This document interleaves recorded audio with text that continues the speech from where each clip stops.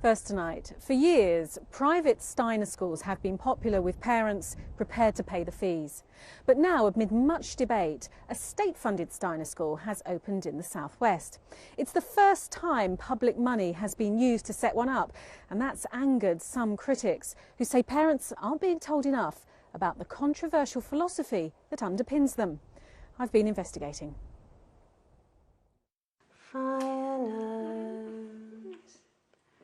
Fire knows, bring us love. Rowan and his mum Alice Irving are giving thanks for an afternoon snack. Shine so bright. Their song to the fire gnomes is based on the writings of Rudolf Steiner, a man who said natural forces like fire and wind were animated by spirits like fire gnomes, which can't be seen. Make a candle shine so bright.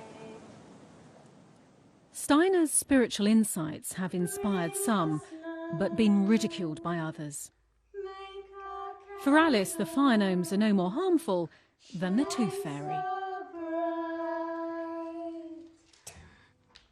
It's all about bringing a sense of wonder about things. So it's a lovely little story. We talk about the fire gnomes when we go out and we have a fire outside. And it just brings another level of magic to it, really. It's September and Rowan's first day at school. He's one of 130 pupils at the brand new state-funded Steiner Academy in the Somerset town of Frome. We started becoming aware of Steiner as you do when you're sort of looking for alternatives, when he was quite small. And I think that children need to learn how they fit into the world first, and that's the most important thing. And formal learning really follows on from that, I think. And I hope that Rowan can take that love of learning and take that out into the world. A passionate group of parents has managed to get the school to this point, despite vociferous objections. The head teacher, Trevor Mepham, has been in Steiner education all his working life. So, good morning, everybody. This is going to be very brief. There's a lot to do, but firstly, that's a special moment. That's the moment when we have opened and woken up a new school, our school here. It's the first time public money has been used to set up a Steiner school, and that's angered sceptics who are questioning the philosophy behind it. The government shouldn't waste state funds on schools that teach nonsense. I mean, that is a waste of the public's money, of taxpayers' money. These schools are also legitimised by the fact that they're now gaining state funding. Not only should we study the cosmos and the stars, we should also look for the stars and the cosmos within us.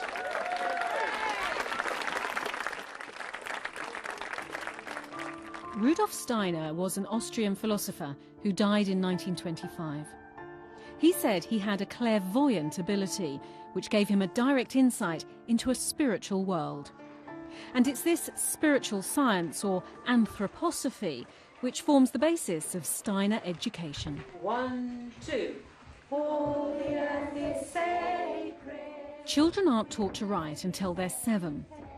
Research has suggested that a delayed start to reading does improve exam results.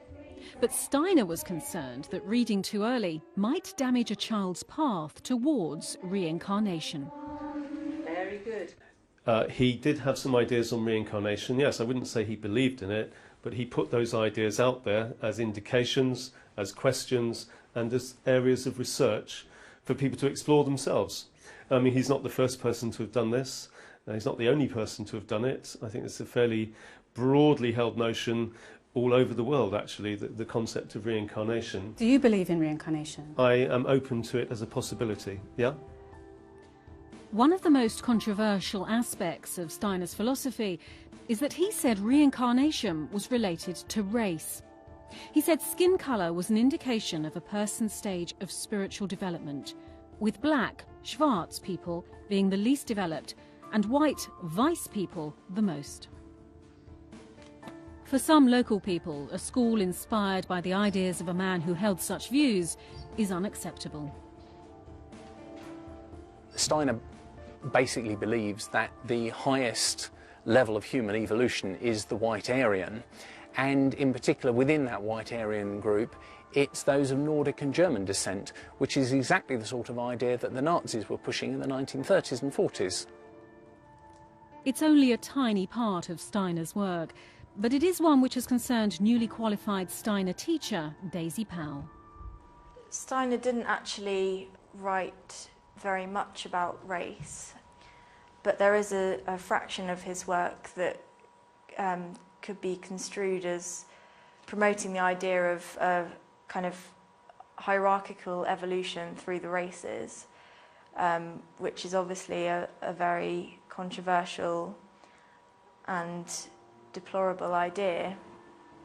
I do acknowledge that some of the things that were said in the 1920s do not sound quite right today. Well, they might not have sounded right in the 1920s in the 21st century. And what I'm saying is that fundamentally Rudolf Steiner was not a racist, and these schools do not promote anything like that. But you accept that some of his views could be interpreted as racist? I think I would accept that some of his views in today's climate, using today's language, could be viewed as that. Daisy Powell is positive about the benefits of Steiner education, but she's worried about the potential for anthroposophy to become a belief system. I think what can happen with Steiner practitioners is that they might put some of his ideas into practice, find that they work very well and prove to be true, and then you come to accept everything that Steiner says as being infallible, which is a dangerous way to approach things. Steiner schools insist they don't represent a particular philosophy, but critics aren't convinced. They say parents often don't realise that some teachers may believe wholeheartedly in Steiner's reincarnation theories. Be sceptical of what they tell you, because the Steiner groups are very good at saying we don't teach anthroposophy, but that is a complete misunderstanding of what the issues around anthroposophy are. The issue is that the teachers are nurtured in these anthroposophical beliefs and things like karma and reincarnation. On its website, the Steiner Academy Frome says it will neither promote nor teach anthroposophy. And yet, as a member of the Steiner Schools Fellowship, it is required to have what's called an anthroposophical impulse at its heart. You're required, are you not, to have anthroposophy at the heart of everything you do? In the name of these schools, we follow a certain approach, we follow certain ideas, An anthroposophical approach. And we carry certain questions. Founded in anthroposophy? Well, anthroposophy is a generic term for Steiner's work, okay? But you are required to put it at the heart of what you do. We are required to teach education that the government has funded us to teach, and that is Steiner education. The Free Schools policy has offered a lifeline to the Steiner movement, and a second Steiner Free School is due to open in Exeter next year. Rowan is settled in his new school, and his mum Alice remains optimistic about the Steiner approach. I don't know very much about the ins and outs of anthroposophy, so at this stage I can't say whether it would be a problem or not. I think that what I already see in Steiner education is a strong sort of spiritual background, a sort of connecting to something wider, a sense of, you know, connection with nature and there being something bigger than us. And that's a paradigm that underlies a lot of different philosophies and different religions. And for me, I think that's quite a helpful way of approaching learning. It's quite a helpful way of approaching life. The school is already oversubscribed and has ambitions to become the largest Steiner in the country. To do that, it'll have to move to a bigger site, and its critics are already trying to block those plans. How will it all turn out? Well, only the clairvoyant could know that.